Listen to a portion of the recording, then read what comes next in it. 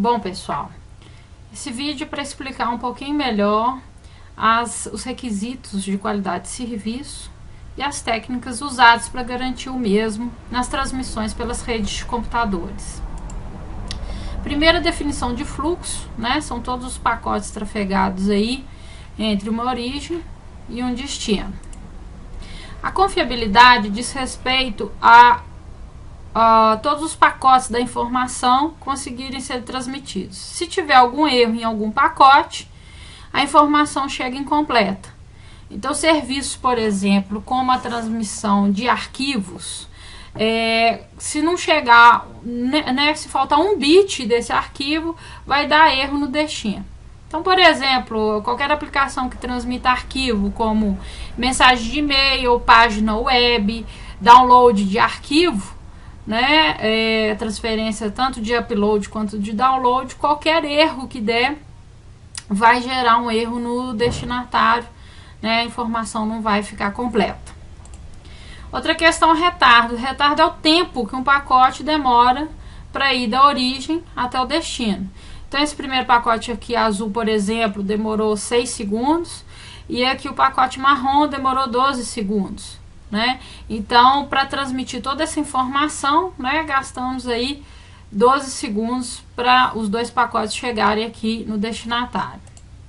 A flutuação é a diferença entre esses tempos de chegada. Então, observem aqui que o pacote azul chegou quando o relógio marcava 6, já o marrom quando o relógio aqui marcava 20, e o laranja demorou aí mais um pouquinho quando o relógio chegou aqui a 30. Então, nós temos uma flutuação, uma variação, onde o primeiro pacote demorou 6 segundos para chegar, o segundo pacote demorou 14, né? 20 menos 6 aqui, e o terceiro demorou 10 segundos. Então, nós tivemos uma variação, uma flutuação, que o pacote mais rápido foi o primeiro, que demorou 6 segundos, o pacote mais lento foi o segundo, que demorou 14, e o pacote aí, né, com tempo mediano, que foi o terceiro, que demorou 10 segundos aí para chegar. Então, essa variação no tempo de chegada é o que a gente chama aí de flutuação.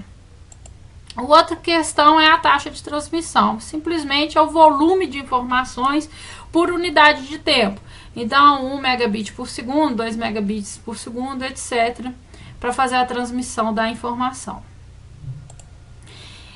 Para cada tipo de aplicação que a gente tem na internet, nós temos determinadas demandas aí com relação aos requisitos.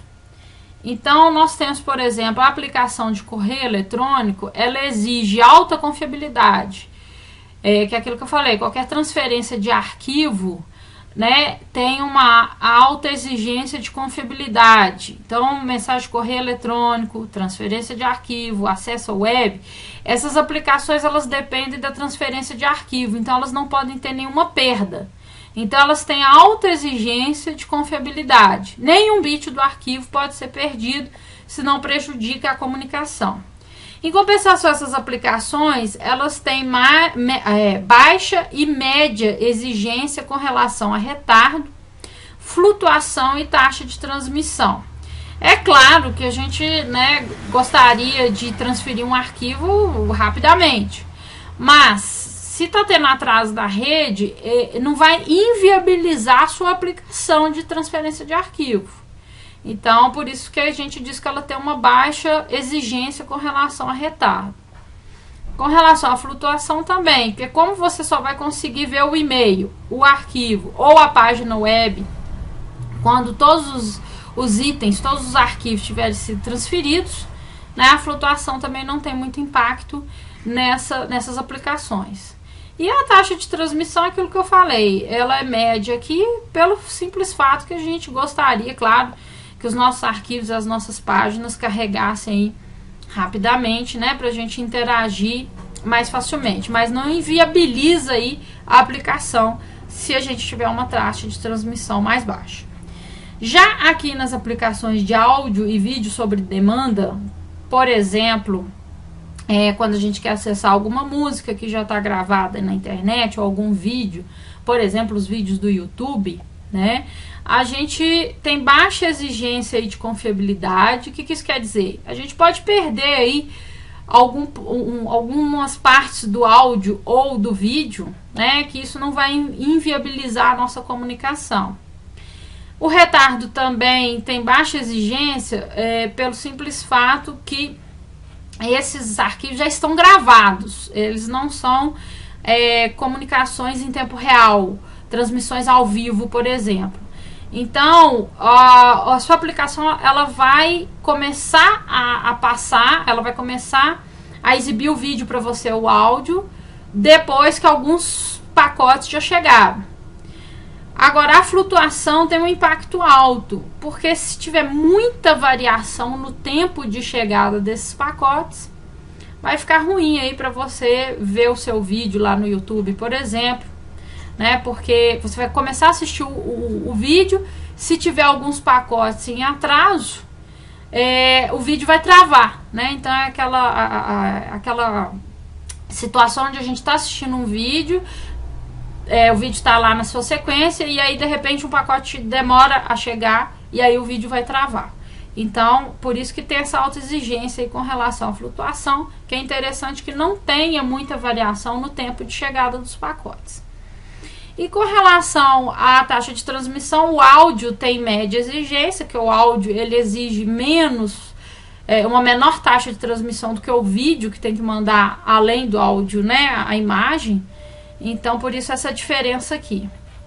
E por fim, a gente tem as nossas aplicações em tempo real, que são as que mais vão exigir, principalmente a questão aí do atraso, porque você está lá comunicando com alguém, não pode atrasar, né? Ou uma videoconferência, né? Que eu tenho áudio e vídeo para você conversar com alguém. A flutuação também vai ter alto impacto pelo mesmo motivo, né? Normalmente essas aplicações aqui são interativas, então a gente precisa da interação entre os usuários.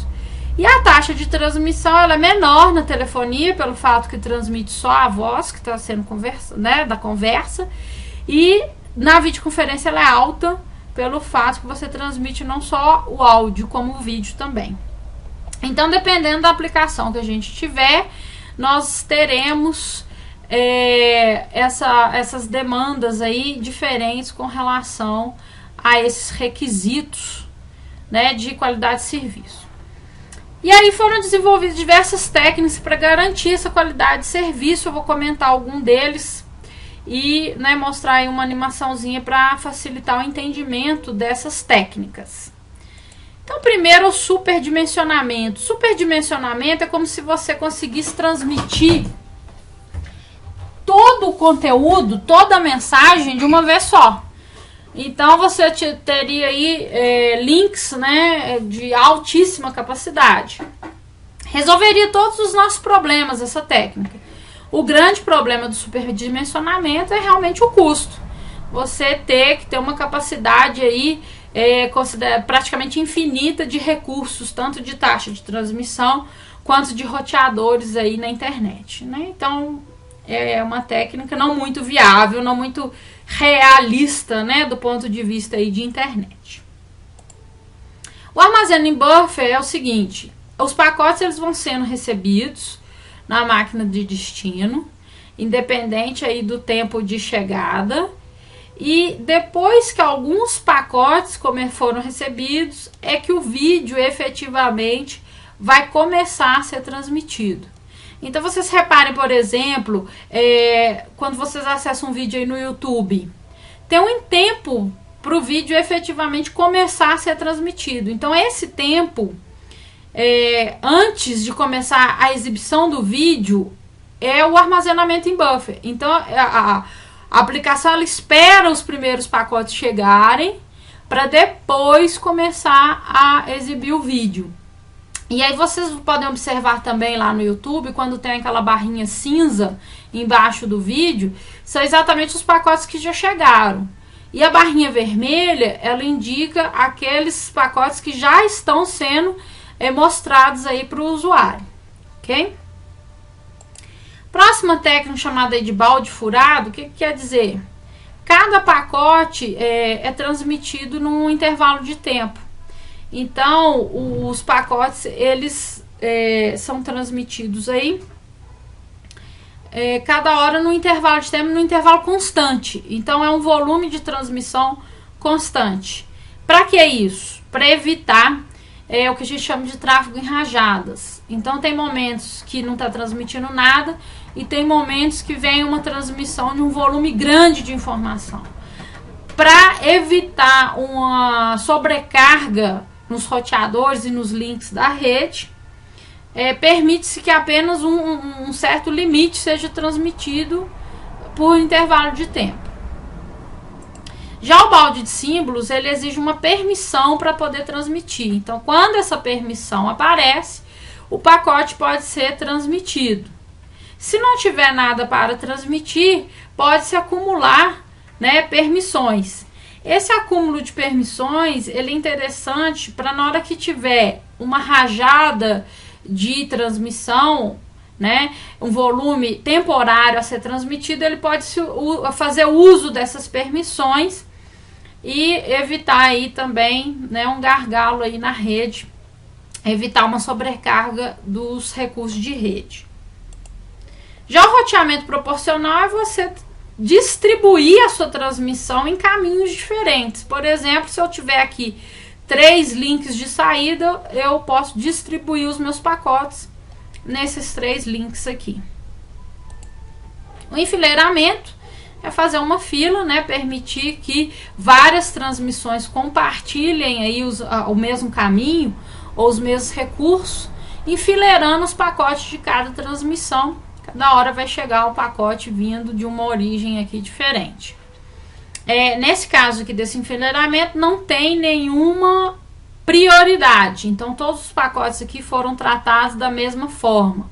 Caso que a gente queira dar prioridade a algum desses remetentes, suponhamos, por exemplo, que esse remetente aqui do meio seja um servidor que transmita arquivos mais importantes ou que tem um maior volume de transmissão, a gente pode dar uma prioridade para ele fazendo, por exemplo, o enfileiramento justo ponderado. Então, aqui eu vou permitir que a cada pacote transmitido seja um pacote marronzinho aqui. Vejam que chegam mais pacotes marrom do que pacotes azul ou laranja desses outros 2 remetentes aqui. Então, enfileiramento justo ponderado, eu dou uma certa prioridade para um dos emissores.